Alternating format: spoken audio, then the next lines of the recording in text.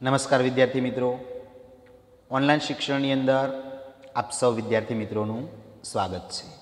મિત્રો, આજે આપણે ધોરણ 12 વિષય સંસ્કૃતની અંદર સંસ્કૃત સાહિત્યના ઇતિહાસની અંદર મહાભારતનો પરિચય મેળવીશું. મિત્રો, અગાઉના લેક્ચરમાં આપણે રામાયણ અને ગૃહ્ય સૂત્રનો પરિચય મેળવ્યો, તો આ લેક્ચરની અંદર આપણે મહાભારતનો પરિચય મેળવીશું. મહાભારત ધર્મ ચ અર્થે ચ કામે ચ મોક્ષે ચ ભરત વર્ષ યદ ઇહ અસ્તિ તદ અન્યત્ર યત ઇહ નાસ્તિ ન તત ક્વચિત. ધર્મ ચ અર્થે ચ કામે ચ મોક્ષે યદ ઇહ અસ્તિ તદ અન્યત્ર ન ઇહ તત ન ક્વચિત. એટલે કે ધર્મ, અર્થ, કામ અને મોક્ષના વિશે જે અહીં મહાભારતમાં કહેવાયું છે તે જ અન્યત્ર હશે, અને જે અહીં કહેવાયું નથી તે અન્યત્ર ક્યાંય પણ નહીં હોય. આ પ્રકારની જેની ગર્વસભર ઘોષણા છે અને પ્રસિદ્ધિ છે તે છે મહાભારત. આ મહર્ષિ વ્યાસની રચના મનાય છે. આમાં રહેલા વ્યાપક વિષય વસ્તુને કારણે આને પંચમ વેદ એટલે કે પાંચમો વેદ પણ પંચમ વેદ તરીકે ઓળખવામાં આવે છે.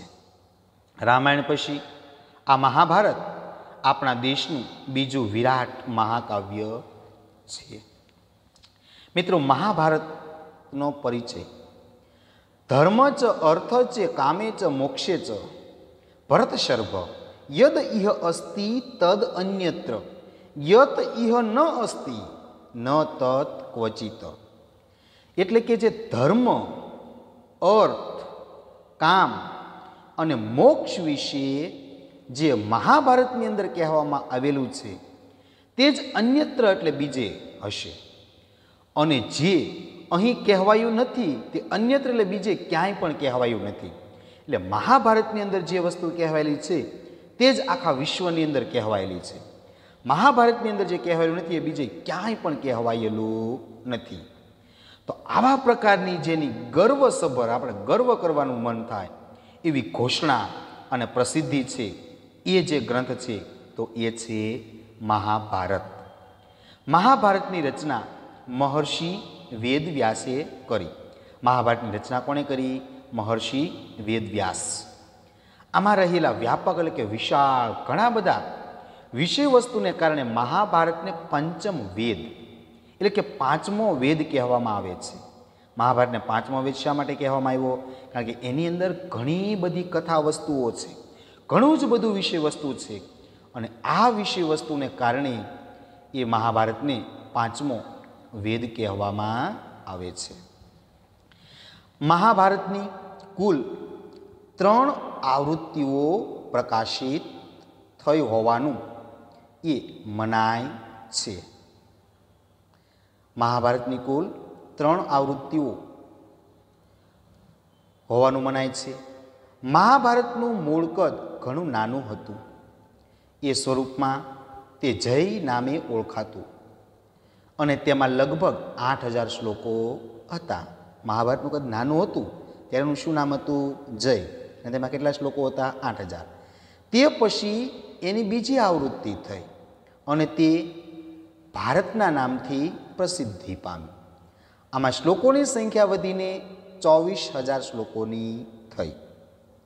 છેલ્લું અને ત્રીજું સંસ્કરણ જે આજે મળતું આપણું મહાભારત છે એમાં 1,00,000 શ્લોકો હોવાનું મનાય છે.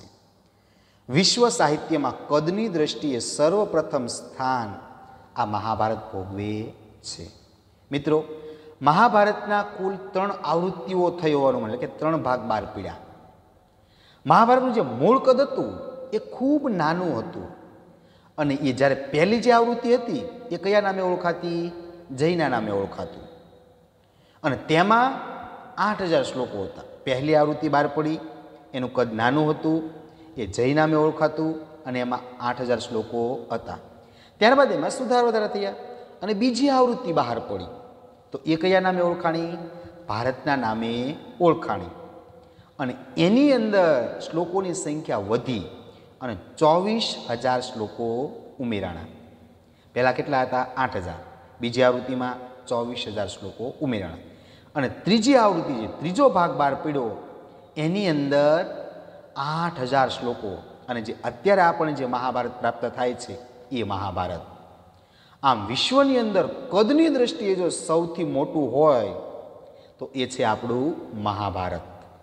કદની દ્રષ્ટિએ સૌથી મોટું મહાકાવ્ય કયું? તો કે એ છે આપણું મહાભારત. એટલે મિત્રો પ્રશ્ન કે મહાભારતની કેટલી આવૃત્તિઓ છે? તો કે 3. કઈ કઈ?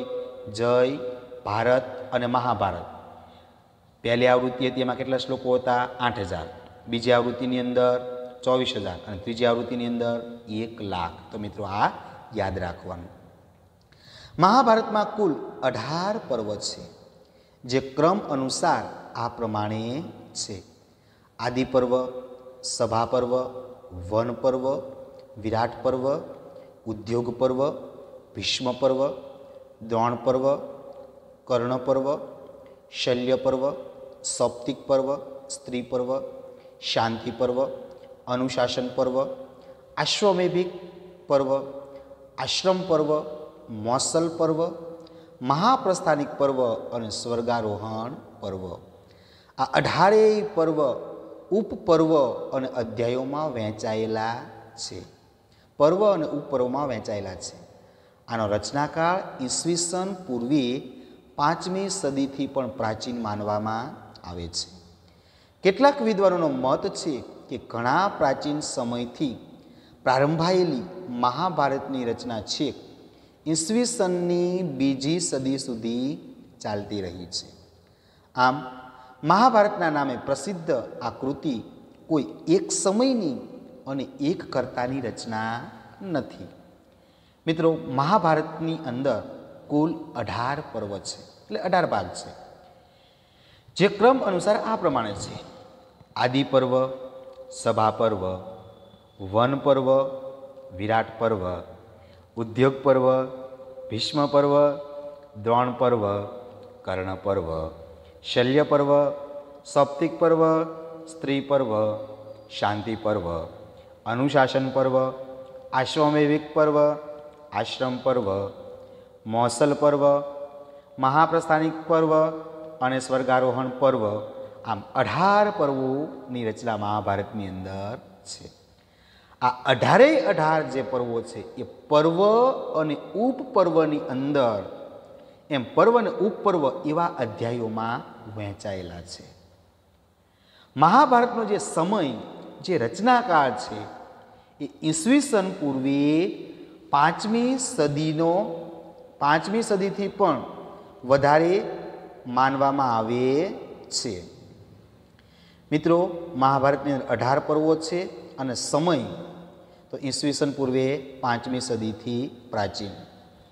કેટલાક વિદ્વાનો એવું માને છે કે ઘણા પ્રાચીન સમયથી પ્રારંભાયેલી મહાભારતની રચના છેક ઈસવીસનની 2જી સદી સુધી ચાલતી રહી છે. આ મહાભારતના નામે પ્રસિદ્ધ આ કૃતિ કોઈ એક સમયની અને એક કર્તાની રચના નથી. એટલે મહાભારતની અંદર ઘણા લેખકોનું યોગદાન રહેલું છે. તો મિત્રો આ મહાભારત વિશે આપણે ટૂંકમાં સમજૂતી જોઈ, એની પ્રસ્તાવના જોઈ, ત્યારબાદ મહાભારતનું સંક્ષિપ્ત કથાનક, મહાભારતનું સંક્ષિપ્ત કથાનક એ જોઈએ. મિત્રો મહારાજા ભરતના વંશમાં શંતનુ નામે રાજા થયો. તેનો એક પુત્ર હતો દેવવ્રત, કે જે પાછળથી ભીષ્મ પિતામહ તરીકે પ્રસિદ્ધ થયો. આ શંતનુના બીજા લગ્ન સત્યવતી સાથે થયા. આ સત્યવતીથી ચિત્રાંગદ અને વિચિત્રવીર્ય નામે 2 પુત્રો થયા. વિચિત્રવીર્યનો અંબિકા અને અંબાલિકા સાથે વિવાહ થયો, પરંતુ સંતાન થાય તે પહેલાં જ તે મૃત્યુ પામ્યો. મોટા ભાઈ દેવવ્રતે આજીવન બ્રહ્મચર્ય પાળવાની પ્રતિજ્ઞા લીધી હોય, હવે રાજા શંતનુનો વંશ આગળ વધી શકે એમ ન હતો.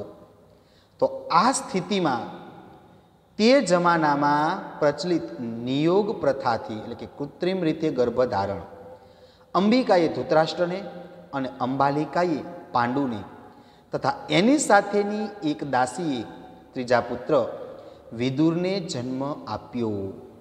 ધૃતરાષ્ટ્ર અંધ હતો. તેને ગાંધારીથી દુર્યોધન વગેરે 100 પુત્રો અને દુશલા નામે એક પુત્રી થઈ. પાંડુને કુંતીથી યુધિષ્ઠિર, ભીમ, અર્જુન તથા માદ્રીથી સહદેવ અને નકુળ એમ 5 પુત્રો થયા. ધૃતરાષ્ટ્ર અને પાંડુ બંનેના પૂર્વજ કુરુ વંશના હતા. તેથી આ બંને અને તેમના બધા પુત્રો કૌરવો જ છે. છતાં મહાભારત કથામાં ધૃતરાષ્ટ્રના પુત્રોને કૌરવ અને પાંડુના પુત્રોને પાંડવ તરીકે ખ્યાતિ એટલે પ્રસિદ્ધિ મળી છે. ધૃતરાષ્ટ્રનો સૌથી મોટો પુત્ર દુર્યોધન પાંડવોનો ખૂબ જ દ્વેષ, ઈર્ષા કરતો. તે પાંડવોને મારી નાખવાની છુપી યોજનાઓ કરતો અને એમના હકના રાજ્ય અધિકારને આપતો ન હતો. દ્રુપદની પુત્રી દ્રૌપદીના સ્વયંવરમાં પાંડવો સફળ થયા. પાંડવોની આ સફળતાથી દુર્યોધનનો દ્વેષ વધી પડ્યો. દુર્યોધને કપટ, જુગારથી પાંડવોને હરાવ્યા. દ્રૌપદીનું અપમાન કર્યું અને વનવાસમાં જવાની ફરજ પાડી. તે મુજબ 12 વર્ષ વનવાસ અને 1 વર્ષ ગુપ્તવાસમાં રહીને પાંડવો હસ્તિનાપુર પાછા આવ્યા.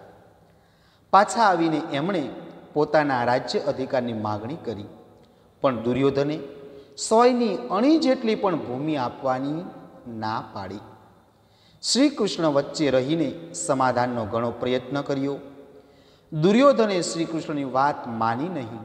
પરિણામે કુરુક્ષેત્રના મેદાન ઉપર મોટું યુદ્ધ થયું. આ યુદ્ધમાં બંને પક્ષ મળીને 18 અક્ષોહિણી જેટલી સેના યુદ્ધે ચડી. મહાસંગ્રામ થયો અને તેમાં મહાસંહાર થયો. છેવટે પાંડવો વિજયી બન્યા. આ વિજય સત્યનો અને ધર્મનો વિજય હતો. વિજય મેળવીને પોતાનું કર્તવ્ય પૂરું થયું છે એમ માની સમજી અને છેવટે પાંડવો હિમાલય તરફ પ્રયાણ કર્યું અને અહીંથી તેઓ સ્વર્ગે સીધાવ્યા.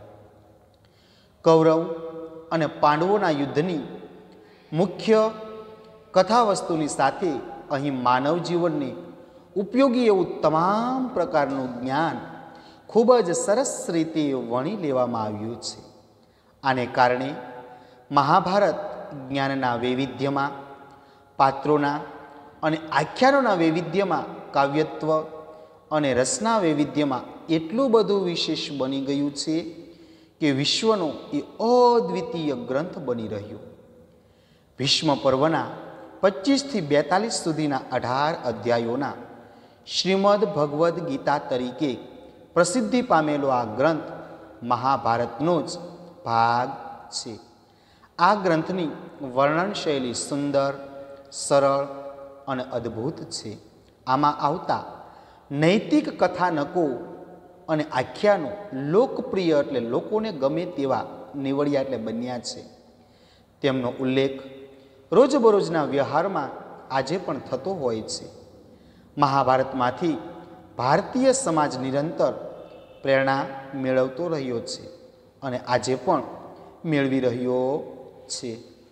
પૂના, મહારાષ્ટ્રમાં આવેલા ભાંડારકર ઓરિએન્ટલ રિસર્ચ ઇન્સ્ટિટ્યૂટમાં મહાભારતની સમીક્ષિત આવૃત્તિઓ તૈયાર કરવામાં આવી છે. મહાભારતની આવૃત્તિ ક્યાં તૈયાર કરવામાં આવી? તો કે પૂના, કે જે મહારાષ્ટ્રમાં આવેલું છે તે. મહારાષ્ટ્રમાં આવેલા ભાંડારકર ઓરિએન્ટલ રિસર્ચ ઇન્સ્ટિટ્યૂટમાં મહાભારતની સમીક્ષિત આવૃત્તિઓ તૈયાર કરવામાં આવી છે.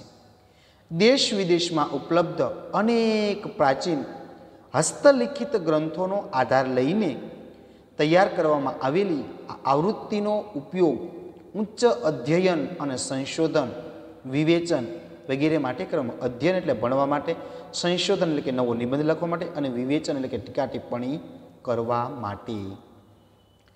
તો મિત્રો, મહાભારતનો પરિચય એ આપણે જોયું. ત્યારબાદ મહાભારતનું કથાનક, કે મહાભારતનું જે કથા વસ્તુ છે એ કેવું છે, તો એના વિશે આપણે જોઈએ. મિત્રો, મહાભારતનું સંક્ષિપ્ત કથા વસ્તુ. મહાભારતના મહારાજા ભરતના વંશમાં શાંતનુ નામે એક રાજા હતો અને તેનો એક પુત્ર હતો દેવવ્રત. આ શાંતનુ રાજાએ ગંગા સાથે લગ્ન કરેલા, પણ ગંગાએ શરત મૂકેલી કે ભાઈ મારા જે પુત્રો થાય એને હું ગમે તે કરું, તારે મને કંઈ કહેવાનું નહીં. આમ ગંગા બધા જ પુત્રોને મારી નાખે છે, પરંતુ છેવટે પછી શાંતનુ રાજાથી રહેવાનું નહીં અને છેલ્લો પુત્ર જે હતો દેવવ્રત, કે જે પાછળથી ભીષ્મ પિતામહના નામે ઓળખાયો, એને રાખે છે અને ગંગા સદાને માટે જતી રહે છે. ત્યારબાદ આ શાંતનુ રાજા એ બીજા લગ્ન સત્યવતી સાથે કરે. એ પણ એવી પ્રતિજ્ઞા કરે છે કે પોતાનો પુત્ર જો એ હસ્તિનાપુરનો રાજા બનાવવામાં આવે તો એની દીકરીના લગ્ન એ શાંતનુ રાજા સાથે કરાય. એવા સત્યવતીના પિતાએ શરત મૂકી. ભીષ્મ પિતાને ખબર પડે છે કે પિતાના લગ્નને કારણે આ બાધા છે, એટલે ભીષ્મ પિતામહ ત્યારે પ્રતિજ્ઞા કરે છે કે પોતે આજીવન બ્રહ્મચર્યનું પાલન કરશે, એટલે પોતે આજીવન લગ્ન કરશે નહીં. પોતાના પિતાની ખુશીની માટે ભીષ્મ પિતામહે આવી પ્રતિજ્ઞા કરેલી, અને એટલે જ અને ગંગાપુત્ર ભીષ્મ પિતામહ છે, અને એને ઈચ્છા મૃત્યુનું વરદાન હતું કે જ્યારે મૃત્યુ માગે ત્યારે મરી શકે એવું એનું વરદાન હતું. તો મિત્રો, આ શાંતનુ રાજા છે એના બીજા લગ્ન છે એ સત્યવતી સાથે થાય છે. સત્યવતીથી એ ચિત્રાંગદ અને વિચિત્રવીર્ય નામે બે પુત્રો શાંતનુ રાજાને થયા. વિચિત્રવીર્ય હતો એના અંબિકા અને અંબાલિકા સાથે લગ્ન થયા, અને બીજો પુત્ર જે વિચિત્રવીર્ય હતો, પરંતુ આ જે વિચિત્રવીર્ય હતો એને હજી કોઈ સંતાન થાય, કોઈ પુત્ર થાય એ પહેલાં તે મૃત્યુ પામ્યો. હવે મોટાભાઈ ભીષ્મ પિતામહ કે જે દેવવ્રત હતા એને તો આજીવન બ્રહ્મચર્યની પ્રતિજ્ઞા લીધેલી, એટલે હવે શાંતનુ રાજાનો વંશ આગળ વધી શકે એમ નહોતો. હવે આ સ્થિતિની અંદર પ્રાચીન સમયની અંદર એક કૃત્રિમ નિયોગ પ્રથા, એટલે કે કૃત્રિમ રીતે ગર્ભ ધારણ કરવું, એ પદ્ધતિથી અંબિકાએ એ ધૃતરાષ્ટ્રને જન્મ આપ્યો, અંબાલિકાએ પાંડુરાજાને જન્મ આપ્યો, અને એની સાથે એક દાસી હતી એણે વિદુરને જન્મ આપ્યો. એટલે ધૃતરાષ્ટ્ર, પાંડુ અને વિદુર આ પણ ત્રણે સાથે જન્મેલા છે.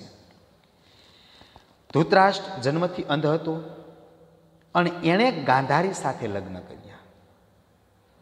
દુર્યોધન વગેરે 100 પુત્રો થયા. ધૃતરાષ્ટ્રને 100 પુત્રો થયા, અને દુશલા નામે એક પુત્રી પણ થઈ.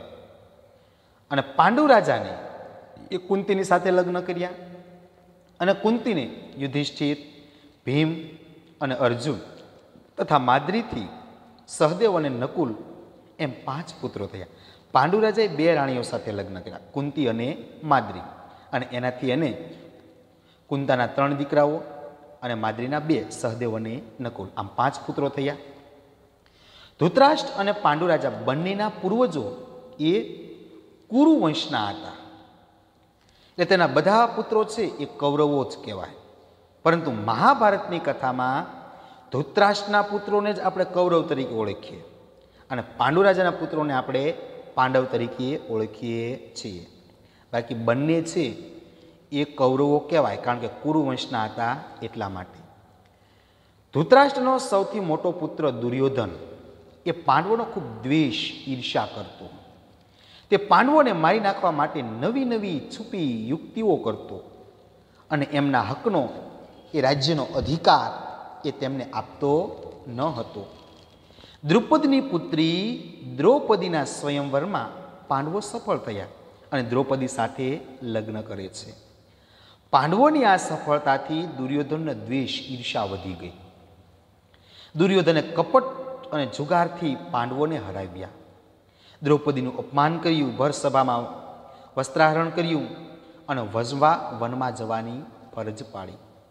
તે મુજબ 12 વર્ષનો વનવાસ અને 1 વર્ષ ગુપ્ત વનવાસ, એટલે 1 વર્ષની અંદર જો એ દેખાઈ જાય તો ફરી બીજા 12 વર્ષ વનમાં જવાનું. આમ એટલે પાંડવો 12 વર્ષનો વનવાસ, 1 વર્ષનો ગુપ્તવાસ ભોગવી અને એ હસ્તિનાપુર આવે છે.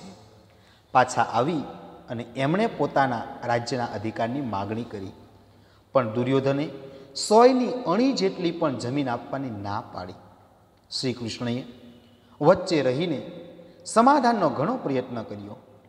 દુર્યોધને શ્રી કૃષ્ણની વાત માની નહીં. પરિણામે કુરુક્ષેત્રના મેદાન ઉપર મોટું યુદ્ધ થયું. આ યુદ્ધમાં બંને પક્ષે મળી 18 અક્ષોહોણી જેટલી સેના. મિત્રો, અક્ષોહોણી એટલે કે આપણે લાખો કરવો, અબજ કરવો, શંકુ, મહાશંકુ, એ મોટી સંખ્યાની અંદર આવે છે. એ 18 અક્ષોહોણી સેની જે યુદ્ધે ચડી મોટો મહાસંગ્રામ થયો અને તેમાં ઘણો મહાસંહાર થયો. ઘણા બધા લોકો મૃત્યુ પામે છે અને છેવટે પાંડવો એ હિમાલય તરફ પ્રયાણ કરે છે અને ત્યાંથી તેઓ સ્વર્ગે સિધાવે છે. કૌરવો અને પાંડવોના યુદ્ધની મુખ્ય કથા વસ્તુની સાથે અહીં માનવ જીવનને ઉપયોગી એવું તમામ પ્રકારનું જ્ઞાન ખૂબ જ સરસ રીતે વણી લેવામાં આવ્યું છે. આને કારણે મહાભારતના જ્ઞાનમાં, વૈવિધ્યમાં, પાત્રોના અને આખ્યાનોમાં વૈવિધ્યતા એટલે કે અલગ અલગપણું, જુદા જુદાપણું, કાવ્યત્વ અને રસના વૈવિધ્યમાં એટલું બધું વિશેષ બની ગયું છે કે વિશ્વનો અદ્વિતીય, જેની જોડ જડે નહીં એવો ગ્રંથ બની ગયો. ભીષ્મ પર્વના 25 થી 42 સુધીના જે અધ્યાયો છે મિત્રો, એ અધ્યાયો શ્રીમદ ભગવદ્ ગીતા તરીકે પ્રસિદ્ધિ પામ્યા, જાણીતા બનેલા છે. એટલે શ્રીમદ ભગવદ્ ગીતા એ મહાભારતનો જ એક ભાગ છે. મહાભારતની જે ગ્રંથ છે એની વર્ણન શૈલી એ ખૂબ જ સુંદર, સરળ અને અદ્ભુત છે. આમાં આવતા નૈતિક કથાનકો અને આખ્યાનો લોકપ્રિય નીવડ્યા છે. તેમનો ઉલ્લેખ રોજબરોજના વ્યવહારમાં આજે પણ થતો હોય છે. મહાભારતમાંથી ભારતીય સમાજ નિરંતર પ્રેરણા મેળવતો રહ્યો છે અને આજે પણ એ મેળવી રહ્યો છે. પૂના કે જે મહારાષ્ટ્રની અંદર આવેલું છે, તેમાં આવેલા ભાંડારકર ઓરિએન્ટલ રિસર્ચ ઇન્સ્ટિટ્યૂટમાં મહાભારતની સમીક્ષિત આવૃત્તિઓ તૈયાર કરવામાં આવે છે. મિત્રો, પ્રશ્ન પૂછાય કે મહાભારતની સમીક્ષિત આવૃત્તિઓ ક્યાં તૈયાર કરવામાં આવે? તો પૂનાની અંદર, પૂના મહારાષ્ટ્રમાં આવેલા ભાંડારકર ઓરિએન્ટલ રિસર્ચ ઇન્સ્ટિટ્યૂટમાં આ મહાભારતની આવૃત્તિ તૈયાર કરવામાં આવી. એટલે મહાભારતના પુસ્તકો ક્યાં તૈયાર કરવામાં આવે? પૂનાની અંદર ભાંડારકર ઓરિએન્ટલ રિસર્ચ ઇન્સ્ટિટ્યૂટ, આ સંસ્થાનું નામ છે મિત્રો. એ સંસ્થાની અંદર મહાભારતની આવૃત્તિ તૈયાર કરવામાં આવે છે. દેશ વિદેશમાં ઉપલબ્ધ અનેક હસ્તલિખિત